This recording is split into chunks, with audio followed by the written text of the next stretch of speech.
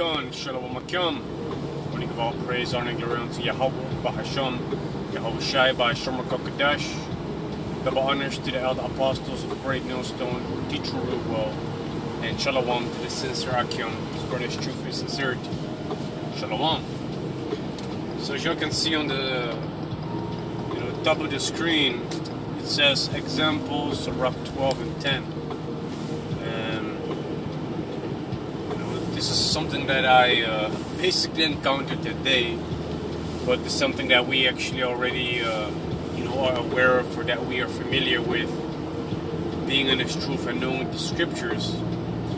Because just like how Romans chapter 8 verse 16 talks about that the Spirit bears witness who are the children of Yahawashi, Yahawashi, which that goes into, through the correct understanding, we understand who are the people of the Heavenly Father, which are the so-called Negroes, Latinos, and Native Americans, but also those scattered among the heathen nations, looking like the heathen nations. But his lineage does go back to Abraham, Isaac, and Jacob, according to their father's seed line. You see, so we understand through the scriptures who are the children of the Heavenly Father, but we're also able to understand through the scriptures who are, the children of the wicked one, man, who are the wicked upon the earth, which are those Edomites, man. The so-called white people.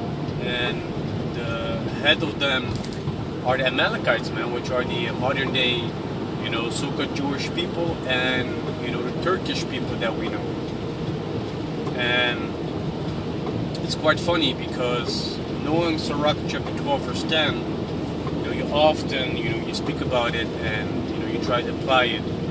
But actually today I encountered it, actually yesterday and today, I encountered it in real life, man. So what actually happened is this, he's like the manager of the, how do you say it, man? We have a place at our office location where the materials are being stored, like a warehouse. It's like a warehouse type of thing. And he is basically the manager of that part of the company. And he's also one of the brothers, that is a brother of the owner of the company. And one of the things that I noticed is that these Amalekites, these Turks, towards so-called Dutch people, towards so-called,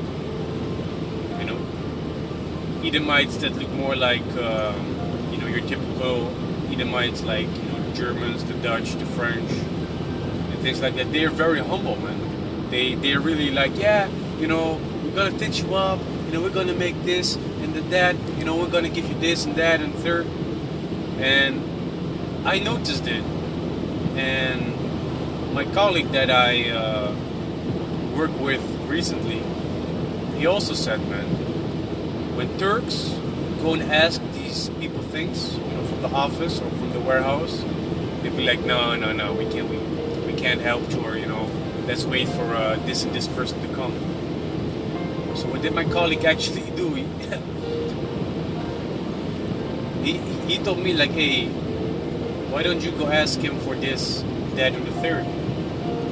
And I did it, and they immediately stood up from the chair to fix me up with these things. So the other Amalekite, he already was like, I already had my suspicion, but now it is confirmed. So what these Amalekites do, they show hatred towards one another, because the curses of Deuteronomy chapter 30 verse 7, let me say it different.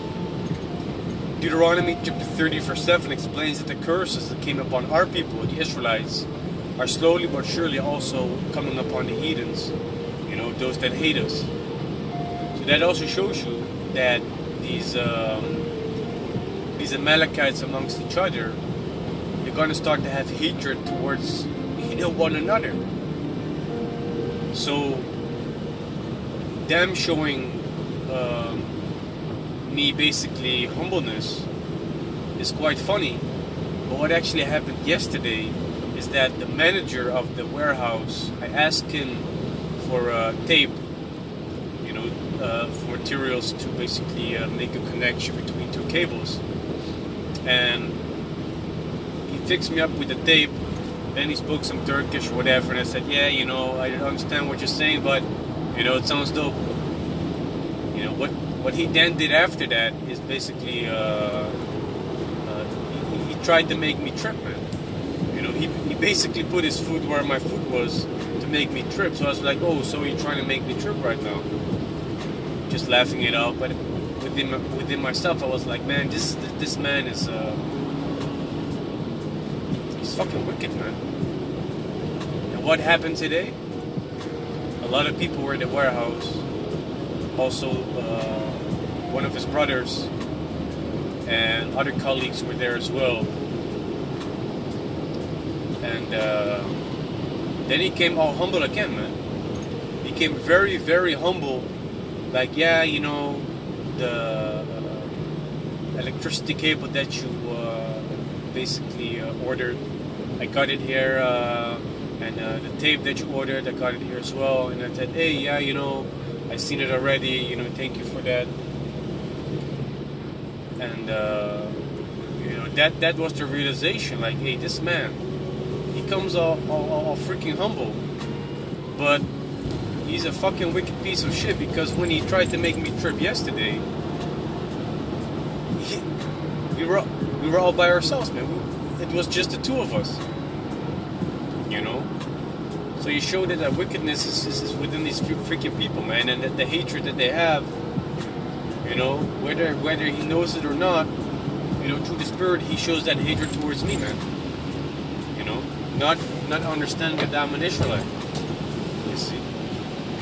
So this is Sirach chapter 12 verse 10. Never trust thine enemy, for like as iron rusteth, so is his wickedness, man. So here a comparison is being made concerning our enemies, and them being wicked pieces of shit. So it says, verse 11, though he humbled himself, which that's what the colleague basically did. He humbled himself in a way, speaking all smooth, fair, and basically sweet in his lips. But it was just me and him, together. This man tried to make me trip, man. Tried to make me fall.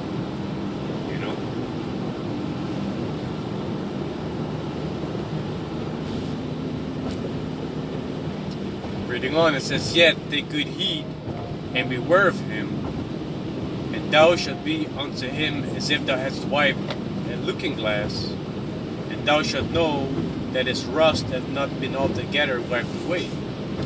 So, back in the days, the mirrors were made of iron, and we understand that iron, the oxidation process of iron, it makes it rust. And in order for those mirrors, to constantly, be of use, they had to be wiped clean. And even if you would wipe it clean, if you would zoom in, there would still be rust. Not only that, after a while, the rust will come back. So that's the same for these people, man. They might, talk nice, behave themselves in a nice way, be humble. But don't forget that they're still wicked pieces of shit. And one moment or another, they will show their true colors, man. One moment or another. And the only thing that we can do is just, basically suffer it, man. Allow it. You can say, stop it, I don't like it, don't do it. But in this case, this man, he's basically the manager of the warehouse. He is the brother of the owner of the company. So if it's just between me and him, who are they going to believe? They ain't gonna believe me, you know. Of course they're gonna believe their own, you see. And that's the thing. You know, that would mean that I would have to record myself in some way, or that I would have to make a voice memo or whatever every time that I will be with him, you know, to catch him, you know, trying to perform his wicked enterprise or his wicked devices towards me, you know. But I don't even want to go that far, man, you know. I'll just leave it in the hands of the Heavenly Father. And this man is going to find out soon enough, man. He's going to find out soon enough if he keeps on messing with basically the child, but not the child, but a child of the Heavenly Father, you know. That comes with a price, man, and the price is going to be death. Because even the Lord and Savior Yahawashi, who was a big brother, he spoke about, you know, about those that basically offend a little one, man. You know, it would be better for him that a millstone were hanging around his neck. It would be better for those people to commit suicide, man. But it's also a beautiful realization at those moments, you know, that the Most High let those people come up against you, basically to destroy them, man. You know, and if it's not the Most High that's gonna do it, you know, the Rawchaa, you know, those people are being reserved, you know, for the time that we're gonna be turned into hunters, man. You know, meditating terror upon those people that come up against us, man. You know, our enemies that, you know, try to be all humble and shit, but eventually, you know, have all these wicked imaginations towards us, concerning us, how they want to harm us. Hey, Most High allows all these things, man. We just gotta suffer it, you know, remain spiritual, you know, warn these people like, hey, stop it, I don't like it. You know, if they continue doing it, hey, find a way to deal with it, man. You know. But the thing that we should, you know, try to do is avoid, you know, becoming carnal, man. We should always try to remain spiritual as much as possible, unless we need to defend ourselves in the flesh, man. Unless we really need to defend ourselves in our lives that are at risk, man, or someone is trying to attack us. You see. So yeah, man, this is basically the example that I wanted to talk about concerning Sirach chapter 12 verse 10, concerning people that you know, show themselves to be humble, you know, but they are wicked, man, and they eventually show it, you know. So we should not trust our enemies, man. That's the thing. As long as these people can use you, basically abuse you, you know, then they're so-called good for you, man. But we should understand that these people, you know, they, as it says in Job, man, you know, what does the strength of their hand profit me, man? Seeing in old time they were, perished for want of famine or something? Something along those lines. Forgive me if I paraphrase it wrong, but basically it goes into what can these people be for a benefit, man. The only thing that they're able to do right now is, you know, some sort of financial support, because they are rulership, so they basically you know, control. Basically, they don't control. Yeah, they control the money. These Amalekites that are on top, but you know, these lower class Edomites, you know. Might have money. That's the only thing that they're able to benefit us, man.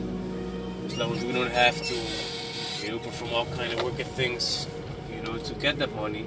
You know, but if it's in a fair way achieved, hey, use the world, but not abusing it, right? By not abusing it, right? So hey, it is what it is. It is what it is. You know, so with that, I hope and pray that this video was edifying, and with that, I want to give all praise, honor, and glory to Yahawah, Bahasham, Yahawashi, Bahasham, Qadash. Double honors to the other apostles, the great Millstone, teaching Woodrow, And shalom to the sincere Akim, furnished truth and sincerity. Shalom.